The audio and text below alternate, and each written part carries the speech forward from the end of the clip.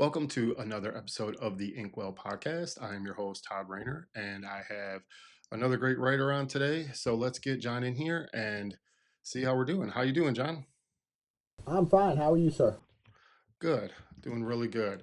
I always like to kind of ask some of the writers and guests I have on just a handful of questions to get everybody to get to know you a little bit. So we'll just dive right in here.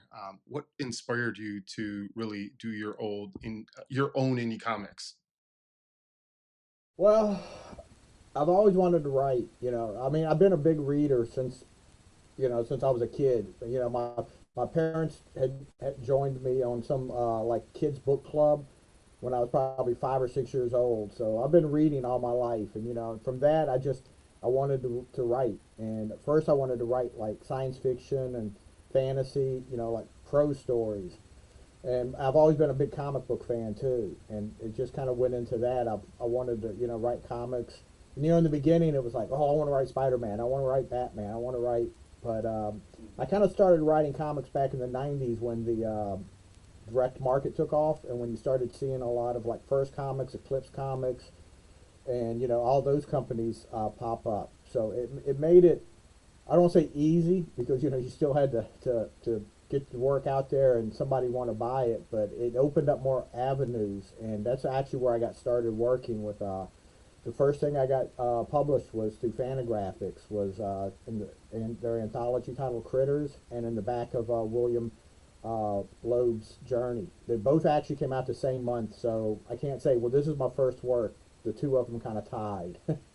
Yeah, that's really cool. Do you have any formal education or anything like that? No, I went through.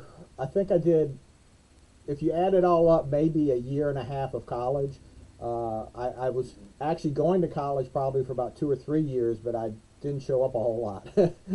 My first year, I actually took a writing class, and I did a short story that was in the. It was a university in New Orleans, and they had like a literary magazine, and it ended up in their magazine, and it won some type of little local award from the college. So that was kind of cool, but from that, I just, I've just, like I said, I've always been, I've been a fan of like writers like Harlan Ellison and Isaac Asimov that would always, in their short story collections, would always talk about how they wrote and why they wrote, and like the background. And I think that had a lot of effect on me too. That I was kind of seeing that, I was like, well, that's cool. That kind of gives you an idea of what you can do. So it just made me want to write comics. That's really cool. It's always fun to see your work get recognized. Um, Oh yeah, yeah, and especially at that yeah. point, I had nothing published, so it was kind of like, oh, maybe I can do this, hmm That's awesome. What really kind of keeps you motivated? You said you've been writing for quite a long time. So, I mean, it's one of those things that I think motivation is different for everybody. And the longer we do things, maybe some of us have to find different ways to stay motivated to keep doing things. What are some of your Oh, it's biggest motivations?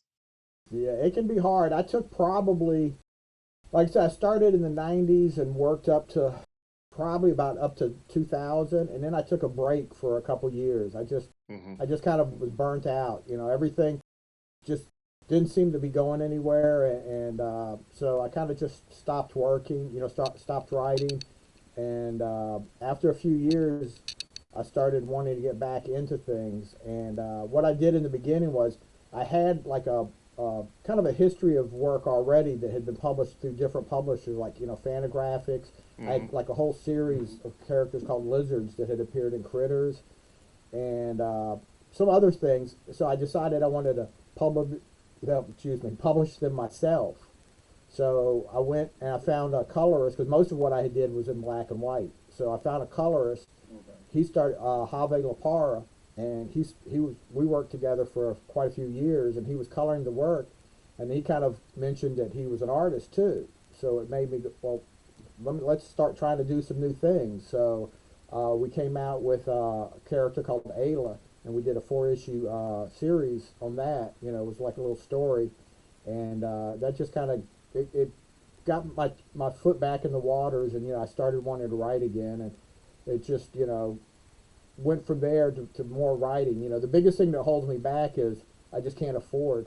you know, to Yeah. hire enough people to write. It gets expensive. But at that time, I was still working. I worked in retail. I was a store manager for. I just retired about 3 years ago, and so that helped because I was making decent money. Retail you don't get paid a lot, but I was a store manager, so I was making, decent money, and I have very few expenses. I don't drink, I don't do drugs, I don't run around. Basically, I read and write. I'm a very boring person. So a lot of my money, any of my extra money was going to pay for, artists and people like that. So, I was able to get a few things done at that time, and just from there went on to, to now. Now that I've retired, I've got back into it even more so. I want to make more of an imprint, more of an impact. Last year kind of was an off year for a few reasons. I really didn't get anything new done last year. And this year I've decided, I got to get back into it, got to get some new things out. So, we're starting off pretty good, I already got a book done. It's going to fund my comics tomorrow. Got a few other things in the works. So, I'm hoping to have a few more books out this year than I did last year. No, that's great. I know as a creator, like it's always what's the next thing that we have going on, and a lot of people want to see something new, like a lot, right? But we don't always Oh have the yeah, funds, or we don't always have like just the avenues to get everything out every month. Um, yeah. Well, I do a lot of local conventions, and surprisingly, I live outside of New Orleans, and surprisingly, there's a lot of local conventions in the area. Within an hour or two drive of New Orleans, and I was doing so many conventions though. People come up and they're like, "Oh, I already seen that. Do you have anything new?" And I'm like, "I can't write or I can't publish stuff that fast." So I've kind of pulled back a little bit on local conventions. This year I've got a lot up until July. My con schedule's pretty heavy, and it's a lot of local conventions. I'm doing a staple in Texas, uh, some in Tennessee, and trying to branch out more too. nice. That's part of being an indie creator is having all different branches, right? A lot of irons in the fire. Oh yeah. um, having a career as long as you've had, what are some of your biggest influences? um, like I think I mentioned before, Harlan Ellison, who's uh, technically he's a science fiction writer, but when he was alive, he always said he didn't write science fiction. He writes short stories. He's only did like I think one novel, and very early in his career. Uh, he was a very big influence. Isaac Asimov. Uh, when I was younger, pretty much all I read was science fiction. Everything was science fiction. As I've gotten older, I don't read as much science fiction. I actually read more mysteries and thrillers. So those are two of the biggest influences. But then as into comics, Stan Lee was always a big influence. I started reading the first comic that I remember starting to collect was Daredevil number 50. So I was reading when Stan was still writing, and it was just kind of when he was starting to ease himself out. But and then even that Marvel, most of the Marvel writing was influenced by Stan. So I have a lot of that influence. Nowadays I read like Brian Bendis. Bendis was a really big influence. Just his speech or his the way his characters talk. Uh, Tom King. I'm a big fan of Tom King. Pretty much anybody that I read, you know, is an influence to an extent. I'll read something and you never know what might pop out at you, and you go, "Oh, that's a cool idea," or I like the way they do this or the way they did that," and it just kind of works its way back into being an influence for me. Yeah, as a writer, artist, kind of creator, you find influences everywhere, right? Whether it's film, Yeah. TV, writers, novelists. I mean, they're everywhere. Um, what would you would say is really the biggest challenge? I know the landscape's changed quite a bit from the '90s, but even today, like, what do you feel is like the biggest challenges of being an indie creator? Uh, Personally, just being able to afford to put product out there, put books out there. I always have half a dozen ideas in process. You know, right now I've got like 3 or 4 different stories that I'm working on. You know, but at the end of the day, I can't afford to pay 3 or 4 artists Yeah. to do the work. So I kind of have to like pick my battles and say, okay, we're going to do this right now. Then maybe later, you know, I can do this, or you know, things like that. Because there's a lot more openness, I think, or a lot more avenues than it was back in the '90s. You know, in the '90s, there was you were starting to get people to do things, but there was a lot more. You know, you still had a lot more, I think, publishers, and you did have some people that branched out, like you know, Dave Sim did Cerebus, Terry Moore did Strangers in the Paradise, but you know, nowadays you don't have to have a publisher. You know, you can create this stuff and put it out a lot easier, I think, than you know back in those days. Or maybe it's not maybe easier; it's just more common. More people do it now. I don't know. I would say it's easier. I mean, I created my character in mid '90s, and I would say there was no avenues for me besides submitting it as like to a publisher to say, hey, do you want to pick this up as a Yeah, creator owned book? Like you said today, we don't need necessarily a publisher to do that. We can go straight to platforms and crowdfunding and social media and just release a book. yeah. My first self published book came out in I think like the end of the '90s. It was a concept that was called Diebold. It's actually where I got the name of my publishing company from. But this comic was Diebold, and it was more of a kind of a humorous story. And we had went through like, God, at least 4 or 5 different publishers, small publishers, and they all ended up going out of business. You know, we had one publisher bring us me and the artist. The artist was Brian, lived in Florida, and I lived in Louisiana. He brought us to a convention in Philadelphia. You know, I mean, so we thought for sure this was guys. After the convention, he was gone. So we finally just decided to put it out ourselves, and you know, we published it. Uh, you know, and the problem at that time too was, you know, the avenue you only had really Diamond. Nowadays, there's a lot. It's a lot easier to I think get the word out. You know, you've got the crowdfunding sites. You've got a lot of other sites. That was probably before Facebook, before a lot of the social media. So I don't know how we did it. We sold, I think the first we did 2 issues. The first issue sold, I think, like 3,000 copies. I don't know how we did it. You know, That's for the crazy. time, you know, yeah.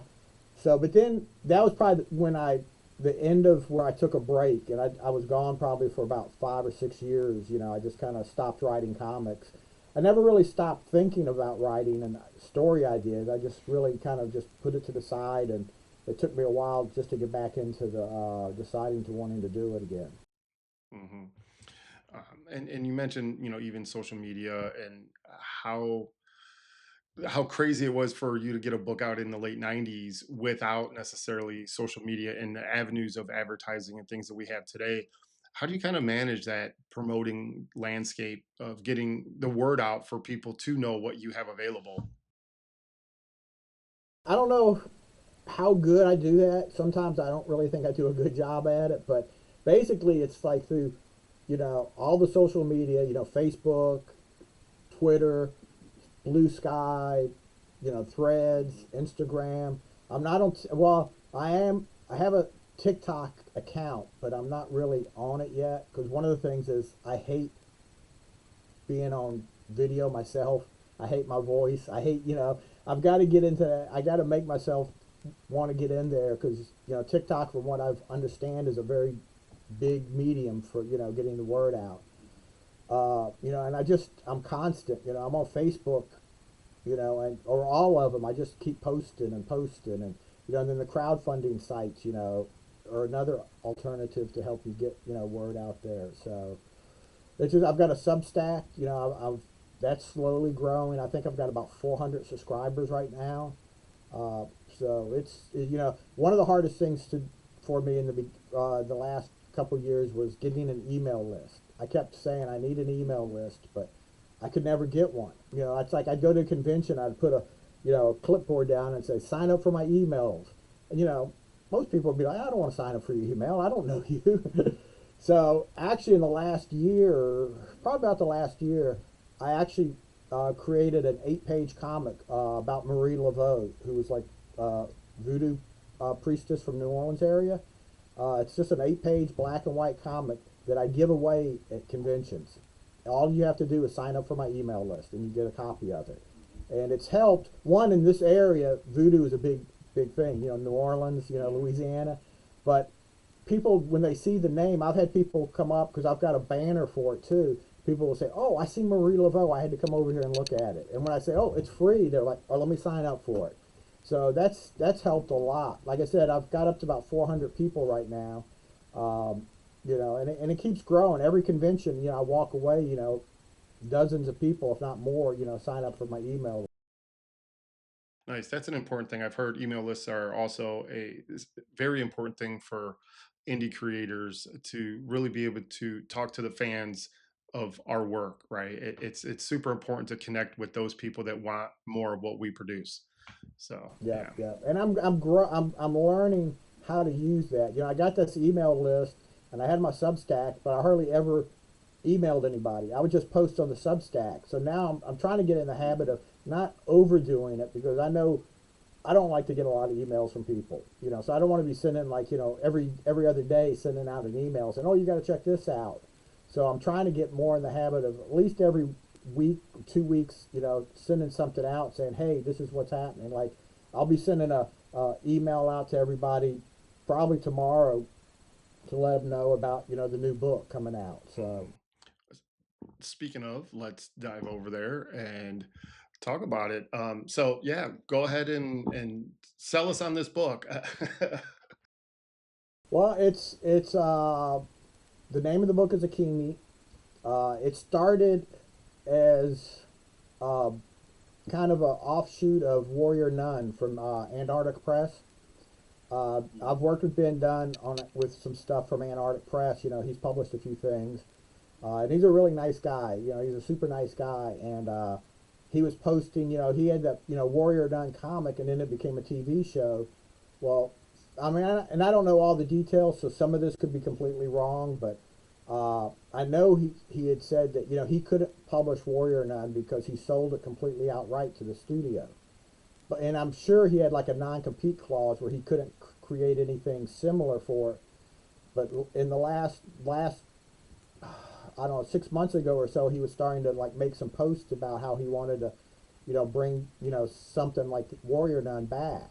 And I just think the idea of Warrior Nun is a cool idea. Honestly, I never read the book and I never seen the TV show, so I really don't know much about it except for the title and the so I got the idea. I was like, well, I'm going to, you know, create something, you know, my own version of Warrior Nun. At first, I was calling it Battle Nun, and I really didn't like that title. You know, it's you know, um, so you know, I've talked to Ben about it. You know, he kind of, you know, Ben is a very low key guy. He's like, well, he says, go for it. He says, you know, do a Kickstarter, and you know, we'll see. So I don't know, you know, if this will eventually end up at Antarctica or maybe someplace else. Because I've really, since I've started this idea, I've really have come to love this book and love this character. Uh, I had it for like 6 months. It kind of sat to the side because there was another artist that was wanting to do it, but it never went anywhere. So, and this is the fastest that I have ever had a book come together. It was like the end of the year. I started looking for artists. I said, well, I'm just going to do it. You know, I can't keep waiting for someone else that wants to do this. You know, it's been 6 months or more. So uh, the artist decided, you know, when he contacted me, he's like, all right, you know, and I really liked his work. His work is very, you know, a little cartoony style, but and he got the book done in a month. Colors, letters, art.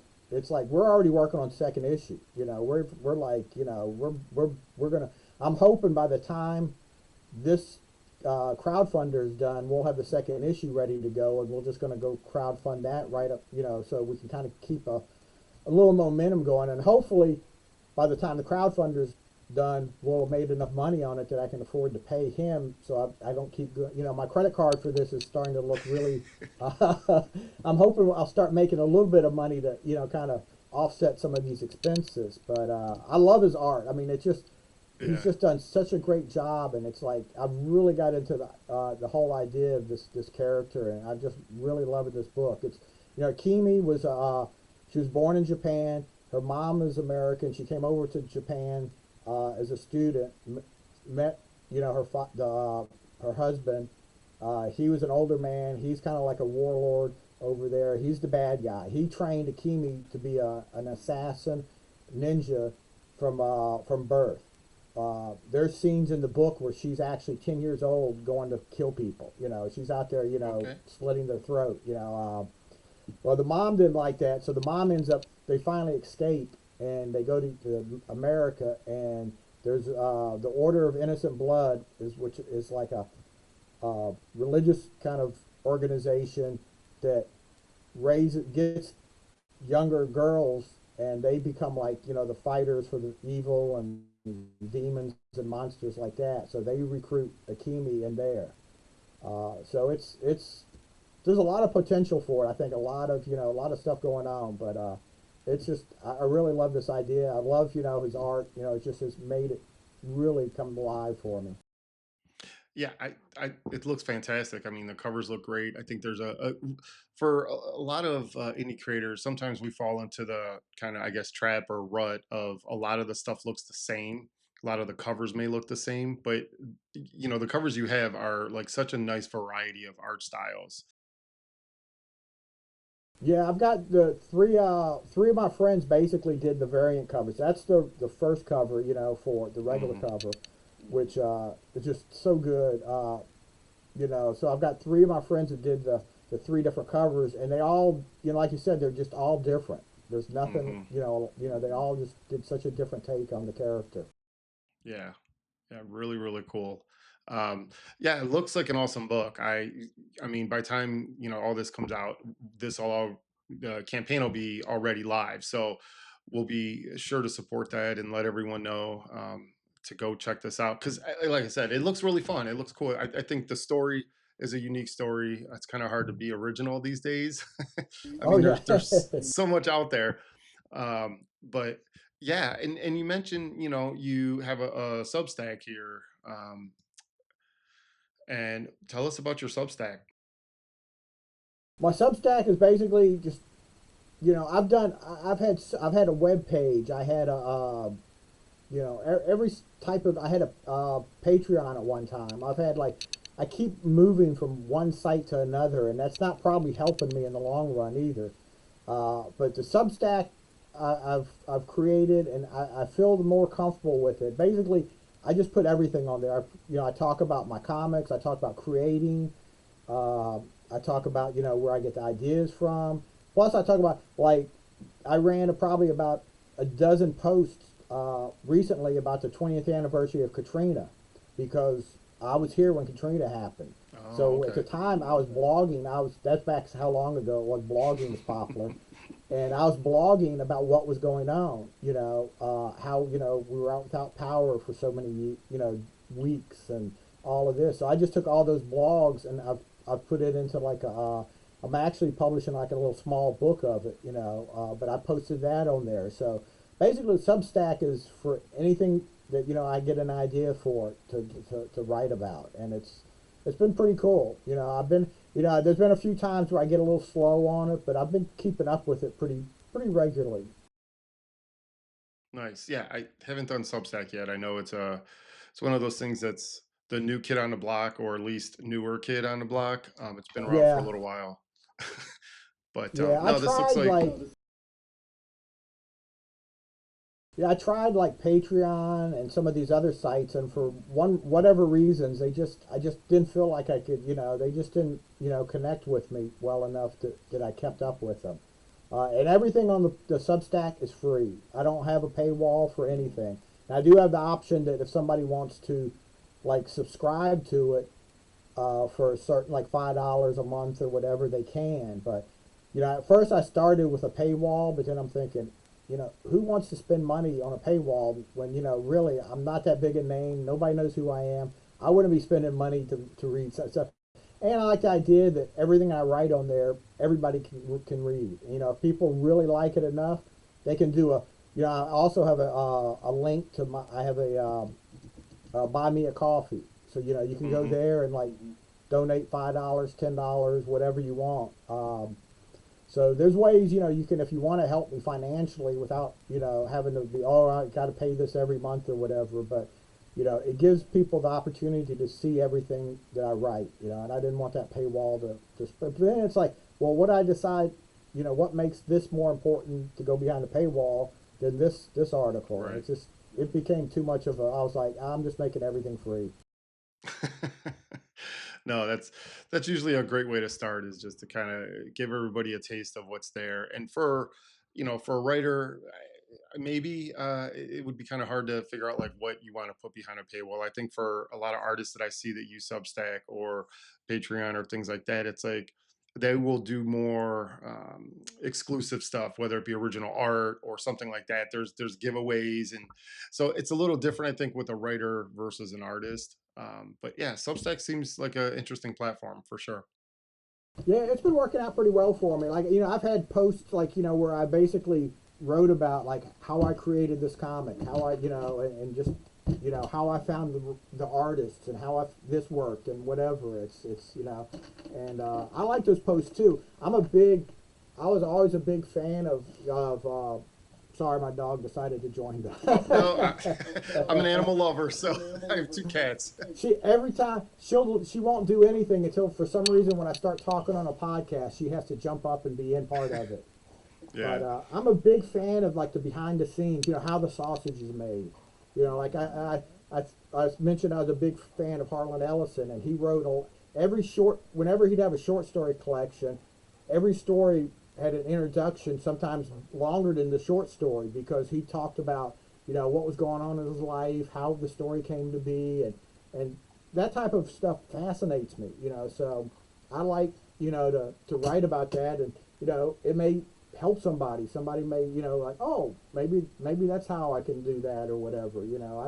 I don't say I'm a I know it all or anything like that. But this is my journey. This is what I've done. So sometimes learn from my mistakes. Yeah, 100% agree. I started a series on my YouTube channel, how I made my first comic, and it literally is just, it's a video, obviously on YouTube, but it really dives into the writing process and then the penciling from the script, the inking, the Mhm. coloring, all the different parts that make a comic book. And I think a lot of people don't realize how much work goes into making a Oh single yeah. issue. See, I do like. Well, if I can get this, I don't know why I can't. You can't really see it. It's called Creating Comics, and it's just like a little digest book about creation, the act of creation, where I get ideas and things like that. I've got three other ones. I did one that was always something I know when I was starting that how to write a script. What does a script look like? I did one that's called it's based on one of my books, Alma. I don't know why I can't.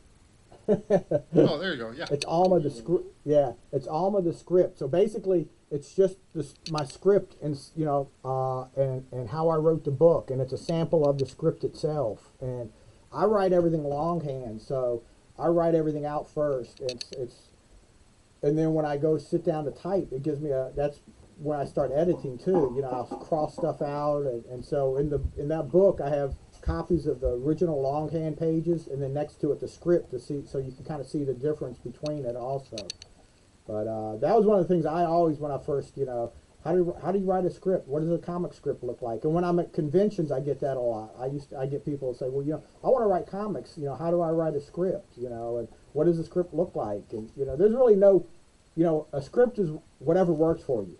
If it works for you and the artist you're working with, that's all you need. Yeah, I know that's kind of a almost a rabbit hole when you talk about scripting, because there's so many different ways. Like you mentioned, Marvel has their own way to script. I have my own way that I script. I like to use an outline for each issue, and that keeps me focused on what's happening at that one issue. And, Hmm. so I don't kind of go off the rails with other things. But yeah, it's not super complicated, but there is a technical side to it. There's you Yeah, have to think things through, and you have to pay attention to what happened on prior pages so that you don't create like holes in your story, or at least try not to. yeah. No, it's been a lot of fun. I mean, hearing your story, talking about it, I would let people definitely go check out Fun My Comic, and It's I'll fun, make my sure to get comic, yeah. all the links in the description for that, your Substack, all those things. And it's been a pleasure, and kind of wish you the best of luck with kind of growing and continuing to make indie comics. Yeah, I appreciate it. I actually have a Zoop coming up too. Uh, Okay. Hopefully, it's not going to start till after this one to Fund My Hmm. Comics ends. I kind of wanted to try some different. I did a Kickstarter, for Alma, and I was kind of like, well, let me try some of these other, Hmm. avenues. And the the Zoop is going to be the Diebold Comics digital library because I've got about almost 30 books that I've published, and it's going to be no print. It basically everything in it's going to be digital copies of the books. So one, you'll get you'll get your book really quick. As soon as Yeah. the campaign's over, I can just send everything right out. I don't have to worry about printing anything, and it's everything that's done. So nobody is, all the books have been done and published and printed, so there's no waiting. And that's a good thing about Akimi too. It's done. It's Yeah. it's I did I've got one Kickstarter I'm still trying to get finished. That it's been a kind of a nightmare, and it just so I really don't want to do anything until it's done, and I know that we can get it out if the campaign succeeds. Yeah, that's important, especially with crowdfunding. A lot of fans, they take that leap of faith and they back something, and then it's like, is it going to actually see the light of day?